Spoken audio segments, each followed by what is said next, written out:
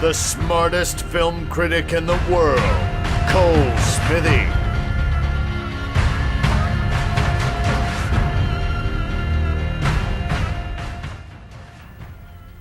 Hi, this is Cole Smithy with ColeSmithy.com and your guide to what to see and what to avoid at the movies this week. Writer-director J.C. Chandor's first three films, Margin Call, All Is Lost, and A Most Violent Year, combined to reveal a masterful auteur staking out a singular filmmaking career that overshadows Hollywood's constant barrage of garbage.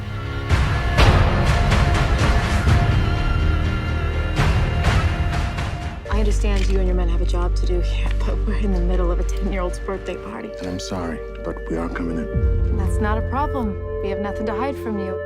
My husband. When considered together, Chandor's movies reflect an energizing depth of dramatic sensitivity and concentration of stylistic variation. Over a period of 4 short years, J.C. Chandor has come into his own as an individualistic filmmaker whose fully formed ideas regarding cinema resound with greater clarity than most of his American peers. He's a director that talented actors flock to. As with Margin Call and All Is Lost, Chandor's latest is a detailed study in complex characters responding to extreme pressures, personal, social, and physical. The film's violence-prone setting is 1981 New York City at a time when the town was ravaged by exploitation.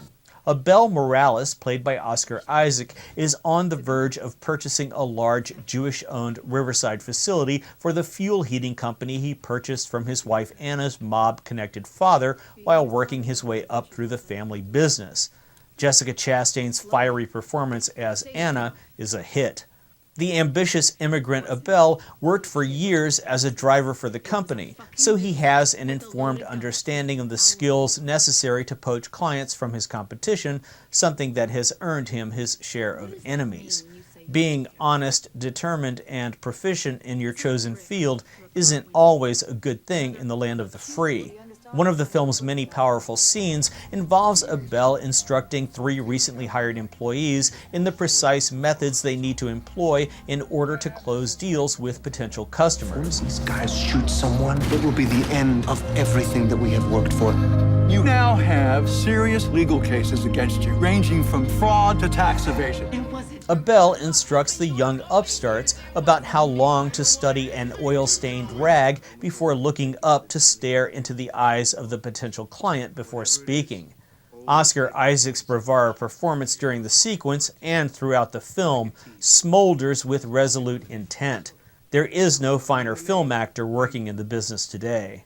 Abel is a hard-working man who takes great pride in his work and in his approach to everyone he comes in contact with. So it is especially disturbing to Isaac's character that federal authorities, led by David Luello's character, have been busy building a case against him for the past 2 years. He has other problems too. An unknown group of thieves have been hijacking Abel's fuel trucks and stealing the oil. Drivers have been getting hurt to the point that there is pressure on Abel to arm them, something he staunchly refuses to do. Abel sees the trap of war that outside forces want to draw him into. Herein lies one of the film's central themes, that war is a trap. Participating in any kind of violence is a ruinous proposition.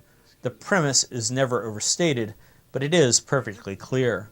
Over the course of the story, J.C. Chandor methodically peels away onion layers of Abel's resilient persona to show proof of who this man really is.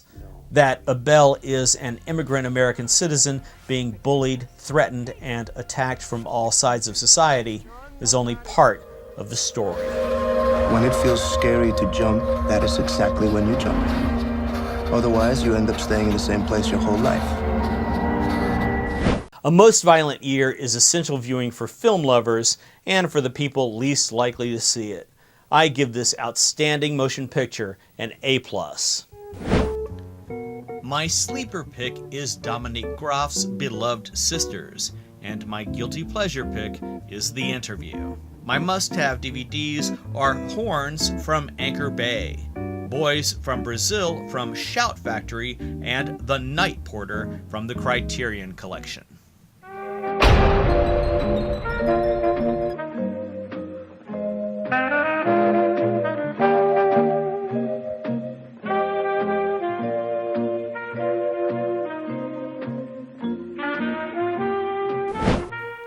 Jean-Luc Godard famously said French neorealism was born with the cinema of Jacques Tati.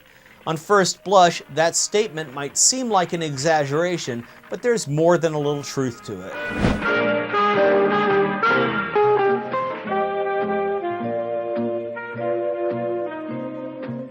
A trained mime and music hall performer, Jacques Tati was a physically remarkable comedian who put his comic gifts to use as an opaque form of social commentary in a group of 6 films made between 1947 and 1971.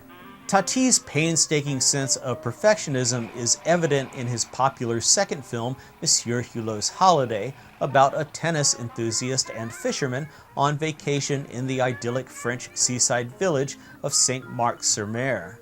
Dressed in a comical hat and walking with a distinctive forward-leaning gait, Tati's tall alter ego, Monsieur Hulot, represents a socially inept if well-meaning French everyman. Hulot's ever-present raincoat, umbrella, and pipe conspire to put him in a class by himself.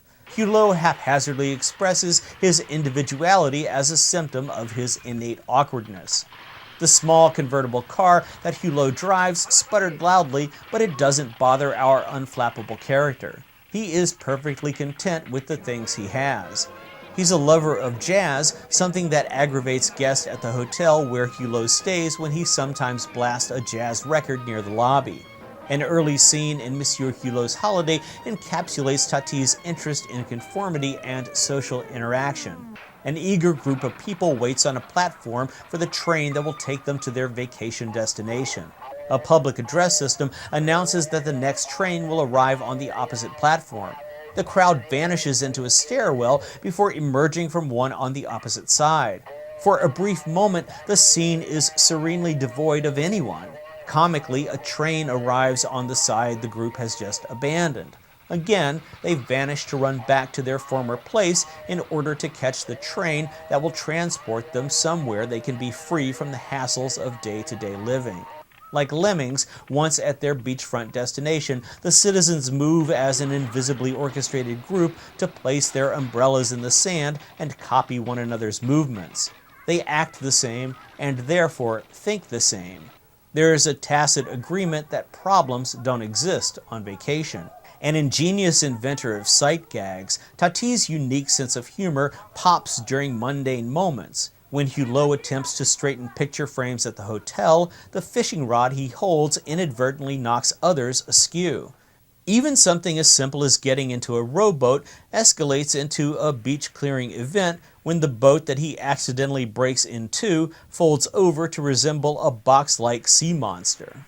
Jacques Tati's philosophical influence can be heard in the songs of Jonathan Richman. His comic set pieces inform Rowan Atkinson's Mr. Bean character and Mike Myers' Austin Powers spy spoof franchise.